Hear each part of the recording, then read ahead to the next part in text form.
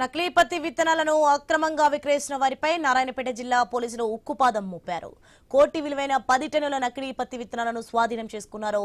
బండగొండ భూనిడ్ గ్రామాలలో పోలీసులు, task force, వ్యవసాయ శాఖ అధికారులు సంయుక్తంగా రైడ్స్ చేశారు. ఈ దడుల్లో 10 టన్నుల నకిలీ విత్తనాలు పట్టుకుని నిందితులపై కేసు నమోదు చేశారు.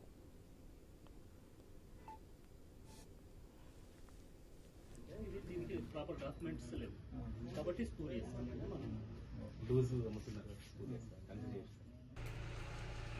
ఫోటోలో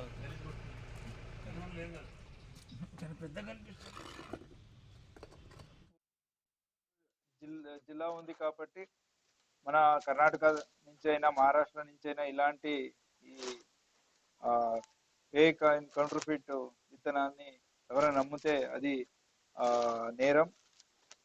కాబట్టి మన రిక్వెస్ట్ ఏదంటే ఎవరైనా సరే ఈ మన రైతుల్ని చీట్ చేసే విధంగా ఇలాంటి విత్తనాన్ని అమ్మడం ఏదో ఎక్కడైనా మీకు గుర్తొస్తే ఇమీడియట్ ఆ ఇన్ఫర్మేషన్ అగ్రికల్చర్ ఆఫీసర్కి అయినా లేకపోతే పోలీస్ డిపార్ట్మెంట్.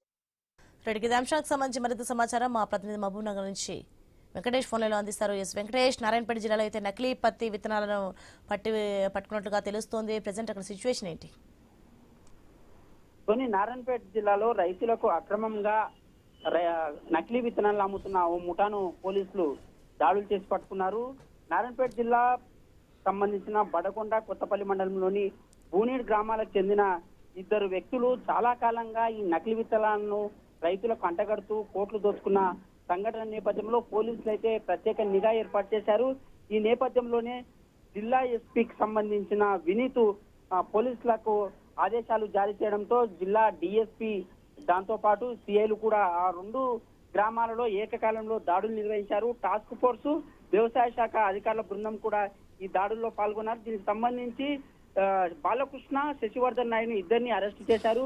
వాళ్ళ వద్ద ఉన్న 10 టన్నుల నకిలీ విత్తనాలు స్వాధీనం చేసుకున్నారు. ఈ నిందితులను అదుపులోకి తీసుకున్న తర్వాత రిమాండ్ తరలిస్తున్నట్లు ఎస్పీ వినీత్ వెల్లడించారు. కానీ చాలా కాలంగా రైతులను ఆ నారాయణపేట జిల్లాతో పాటు చాలా ప్రాంతాలలో ఈ నకిలీ విత్తనాలు అమ్మేందుకు ఈ 2 వ్యక్తులు అయితే చాలా కాలంగా ఇక్కడనే స్థిరనివాసం ఏర్పాటు చేసుకొని రైతులను అయితే మోసం చేస్తున్నట్టు తెలిసింది. ఈ నేపథ్యంలో 2 నిందితులను అరెస్టు చేయడంతో రైతులైతే కొద్దిగా ఊపిరి పీల్చుకున్నారు. సుమారు ₹1 కోటి విలువ చేసే ఈ నకిలీ విత్తనాలను అదుపులోకి తీసుకొని 10 టన్నులకు సంబంధించిన అదుపులోకి తీసుకొని వారిని నిందితులను అయితే అరెస్ట్ చేసిన నేపథ్యంలో ఉమ్మడి పాలమూరు జిల్లా వ్యాప్తంగా చాలా మంది రైతులు అక్కడ కొనుగోలు చేసినట్లు, అంటే ఇతర ప్రాంతాలకు కూడా సరఫరా చేసి కొనుగోలు చేసినట్టు తెలుస్తుంది. ఒక నారాయణపేట జిల్లానే కాకుండా గద్వాల, జోగులాంబ గద్వాల జిల్లాలో కూడా ఇలాంటి ఈ 2 వ్యక్తులే చాలా ప్రాంతాలలో రైతులకి నకిలీ విత్తనాలు హెచ్డీకి సంబంధించిన.